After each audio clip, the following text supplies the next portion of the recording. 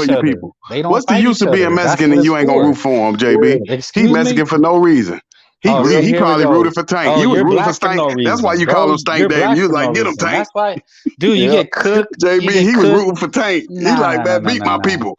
He like, What? Beat Canelo, my people. please You fight guys Charlo. just I don't make want you to fight me to be there. irrelevant black ass arguments. You know what I'm saying? Right. You black ass motherfuckers just come on here and say what Hell yeah, that's Mexicans why you do. mad at us, because You know what Tank I'm Davis saying? knocked him out like that. You was Nah, I rooting don't for give a Ryan Garcia. shit. I don't give a shit what it was. And you know he pissed So when that's what Canelo you went gonna to the say when PBC. Charlo knock out He Canelo. was You gonna pissed, say the Nah, bro. same man. thing. Hey, He was JB, I mad. He was guarantee mad you he when gonna Canelo say, went to I the ain't give a Talk shit PBC about about after that. Canelo. they I always bring guarantee up you this He when was he knocked mad. he gonna fight motherfucking Canelo Mexicans. out, Like that's he all gonna they say say the Yeah, after same that's all thing. they say. That's he their was whole argument. He mastermind. He gonna was fight mad when Canelo Mexicans. went to the PBC You and know what I'm left over here to saying? Hearn. You Why sick, would I boy. be He mad? mad. Why would And I I care? You guarantee You mad you, because you know, hate the the PBC PBC because take it's the a black money, man beat their run. You're a fighters. racist, man. We know this. A and when racist? Charlo knock his Excuse ass me. out, You're the he gonna say the racist. same That's what's thing. crazy. What he gonna You're the say? I ain't racist, give a bro. fuck who won. You're saying I ain't racist care. shit, saying about Mexican this, Mexican that. Don't nobody say nothing about black people. Yeah. I don't give a fuck about them. So why would Right, I of care?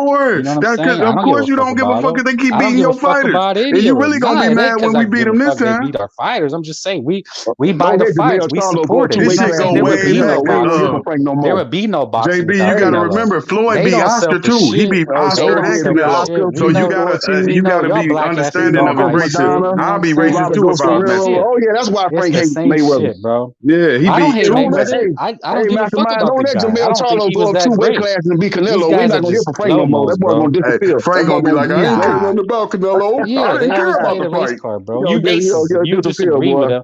No. Here's how the race thing came up, because they brought up the Canelo don't fight Mexicans. Like, bro, you don't speak Spanish. Because he said he ain't gonna fight no more. That's not what he said, though. That's what's crazy. That's not what he said. You don't want to hear it because what did he say? What did he say, Frank? Say what he said, Frank. Oh, what did he say? He said what he said. He did not say that. What did he say? Say what he said. We want to hear it. Hey, Ralph, play the audio. He said he again. No. Let Frank interpret it. What did he say, Frank? Don't want to knock him off. I said the way it's translated, he preferred not to fight a Mexican. I ain't talking about no. He doesn't want to have to, split it up, because he makes more money fighting other like Europeans and African Americans. He makes more. Rick Glazer was on here and told you stupid asses. He said the reason he fought Ryder because he makes European TV money. He makes Mexican TV money. That fight was the piss poor. Hold on, JB. Hold on. He making sense though. JB, hold on. That's what Rick Glazer said. So you said ignorant asses. No, Rick Glazer came and told you ignorant asses that Benavidez. He's not fighting it right now because it comes from the same pot. Like, it takes from the same amount of money. Man, he got off for $50 million. You don't even know. Canelo, you don't know shit you talking about. JB, listen, bro, he just showed you why the black fighters don't fight each other, right? He said it's coming from the same pot. The black fighters don't fight each other? That's true. So you said Rick Glazer explained. Oh my God, he makes money fighting other races because. So that's why the black fighters don't fight each other? Is that why the black fighters don't fight each other? I think they're scary as fuck. No, so why would you accept that from Canelo, but you won't accept that from black fighters? Business move. The Mexican fighter making a smart business move. The black fighter is scared. Hey, Frank, you done fucked up. You know you done fucked up. Rick Glazer just JB, you know you done fucked up. He just admitted why they don't fight each other. Why the black fighters don't fight each other? Why the black fighters don't fight each other? Bitch, because they take it from the whole pot. Just like you just said for Canelo, dumb bitch. Now you told on yourself, dumb motherfucker. You a stupid motherfucker. Told on yourself. You a stupid motherfucker. You just told on yourself. Then H Monkey roast you talking about. You know, you were trying to argue for security. Got a black man a monkey. You got roasted by I told that bitch I'd kill his mama. How he roast me? I told that bitch I'd kill his mama like I rape your motherfucking mama. Just like I said that. How did he roast me? Damn, I guess that shit triggered you. Damn, you got booted. You try to go other places and get roasted. Exactly. Like the hoe you are. And I told him I'd kill his motherfucking mama. So how the fuck I get roasted? JB, how you get roasted? You tell a nigga you'll kill his mama. I told just like I told you, I rape your fucking mama. How I get roasted? For trying to say Shakira, and those guys don't fight. We know Shakira and Hanky ain't gonna fight. Exactly. Right? You just said why they don't fight because they fighting from the same pot. You just explained it. They have the money up there. People are putting up the money. So why are you saying that? Why you ain't using that for Canelo? PBC gave Canelo $45 million guaranteed to fight Benavidez. He didn't even respond. Him and Eddie Reynoso. That wasn't PBC. What are you talking about? That was on the PBC. That was on the PBC. You're stupid. Oh my God. You know that for a fact. Who said it was PBC? And said that they offered Canelo Alvarez a $45 million. It wasn't PBC. How would it be PBC if they made their own deal with Canelo Alvarez is a free agent. Dude, you're actually Benavidez is with the PBC. They offered him a $45 million guarantee, and Canelo Alvarez didn't even respond to the offer. You're an idiot. Yeah, he's scared. You don't want to hear. You don't want to hear when they make your boy look bad. It wasn't. What are you talking about? Yeah, of course it was. The offer wasn't from PBC. How would the offer be from PBC? Of course it was. It was from the PBC. They made a new deal. Of course it was. How would it be if $45 million guaranteed to fight Benavidez? How would it be if Canelo went and sat down without him himself? He didn't even respond to that offer. He didn't say, okay, I don't want $45 million, I want $50 million. He didn't even respond to that offer. Canelo went and sat. These guys see these David Benavidez, daddy and trainer came on Rap Star and said this. So you call him a liar? So you call him a liar? You believe Rick Glazer, your daddy. You believe what he said, but everybody else lying. Okay, you're just going to keep talking. Everybody else said it's a lie. But you're talking to yourself right now. Yeah, Frank the faggot, you a racist, man. Oh, you a racist. You be racist. You be racist. Yeah, you're a racist, man. You're a racist. Okay, you ignorant piece of shit. Look, Canelo went and met without him himself. He turned can down you be racist? $45 What are you million to talking? fight No, he David didn't. Benavidez. No, he did he not didn't. It respond to a wasn't even that. $45 Wasn't million even the amount. What offer. are you talking David about? Benavidez, He daddy went. came on Rap He Star went. Boxing and said this, He you went fucking in faggot. and he went and talked to. Oh, so now you're homophobe. Okay. Yeah, you're He went and the talked faggot. to Al Heyman himself. What are you talking about? He went and I Al ain't Heyman talking about. You himself. talking about two different things. We're not talking about when he talked. No, Everybody know he went you to said it was Cleveland a and talked with PBC Al Heyman. I'm offer. saying before that. When that Al Heyman is the PBC. The What are you talking? PBC and Al Heyman offering him $45 million guarantee to take on that, and Canelo Alvarez didn't even respond to that. Before that. Canelo Alvarez didn't even respond to that. Frank the faggot. Before that. Yeah, didn't even do that. Yeah. Yeah, you a racist and a lie. You don't know shit about boxing, dog. You really don't. You don't know shit about boxing, dog. You don't know shit about boxing, dog. Before that. You come up here with this propaganda. You don't know shit about boxing, dog. You really don't, dog. You don't know shit about boxing. Before that. Yeah, you don't know shit about boxing, dog. Man. Yeah, you don't know shit about it. You sound ignorant. You sound ignorant. You sound ignorant. Before that. You know Canelo went and met with Al Heyman. Before that. BT Smoke say, my bad, I'll behave. I'm starting to look back on if you want, man. I'm listening to it. I'm reading the comments. Let's see the comments. All right, let's see what the comments say. Yeah, anyway, Canelo went and met with Al Heyman himself. Boxing within 30 minutes. What are you talking about? What was that? Where's that offer now? Dude, you're making no sense. You're saying that Al Heyman made two offers. Is that what you're saying? Frank is a racist. That's facts. That's facts. That's facts, Hawker Mustang. Jose Garcia say natural. Yeah, he's a natural racist. He's a natural racist. You be okay, let's see what Garcia say. Joseph, I like Katie Taylor. Okay. Katie Taylor got to get back against Chantel Cameron, Garcia. You got to try to get that win back, man, because she took that L on that fight. Thank you, Garcia. Yeah, Mastermind is a racist. He says what Mexicans. He said Mexicans hate y'all know me, I'm dangerous. Nello wouldn't say something like that. Y'all know me, I'm dangerous. Rap Star played on audio with Canelo Alvarez said he ain't fighting no more Mexican fighters, and he ain't fought one since 2017. Y'all know me, I'm dangerous. These black guys don't fight. Gabriel Sanchez don't be fighting. I lost a few brain cells listening to these clowns. Yeah, we got a clown, man. We got Ronald McDonald here, aka Frank. Before that, you know, Al Heyman it's annoying. doing everything. I'm trying to talk boxing. This guy the one came on here with this racist stuff. I'm trying to talk boxing. We talking about the fight that's coming up. What did I say that was racist? What was racist? Your shit was racist. Versus Roman Villa. We trying to break that fight down. Me, this guy's a racist. All he does is say and Frank coming here with this old circus act that he always come on here with the circus act. He's a clown. Ringling Brothers and Barnabas Circus. Dude, come on here with that clown shit. We be trying to talk boxing. Bro, we were talking boxing, but you say ignorant shit. You know what I'm saying? Talking that crazy stuff. You say racist stuff. You say racist stuff. What did I say that was racist? What did I say that was racist? Why you calling people Crips? Why you calling people black people Crips? Because you a low life scumbag. That's why you're a low life scumbag. You're a racist. You're a racist. You're a faggot though. You Frank the faggot though. You Frank the faggot. You're a homophobe. You're a racist dog. But you're a racist dog. You're always saying what Mexicans think, say, feel, or do. So you speak for Mexican people now? Is that what it is? Y'all know me. I'm dangerous. Come on, bro. Don't be that guy. Is that what it is? Yeah, man. Straight up racist, man. What can I tell you, man?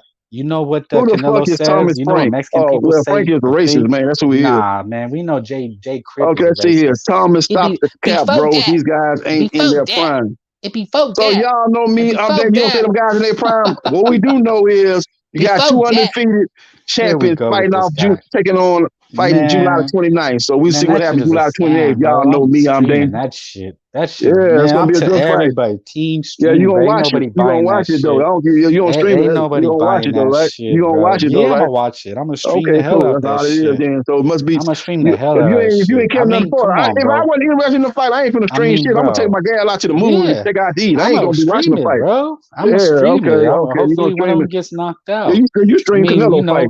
Quiet as probably get fucked. You stream Canelo fight. Quiet as kept. We support, bro. We support. You support that fight with John Ryder. You support that we support, bro. We support. You and 199,000 other people. That shit did 200,000 people you buy. That shit flop for us, Frank. That shit did flop, man. That's why you over here at the PBC. You're obsessed with it. You know the numbers. That's why you're with the PBC. He got to get his weight up. He got to get his numbers up. You know the numbers. Yeah, you're obsessed the with more numbers than me. Frank. You know the numbers were 400,000, bro. If it was that bad, so then Al Heyman is just an idiot. So that's how stupid Al Heyman is. Al Heyman is a dumbass crip like you. So Al Heyman is a dumbass crip like you. So Al Heyman said, "Oh yeah, Canelo, you're not doing so good. So we're gonna give Canelo $100 million." So Al Heyman is a dumbass crip like you.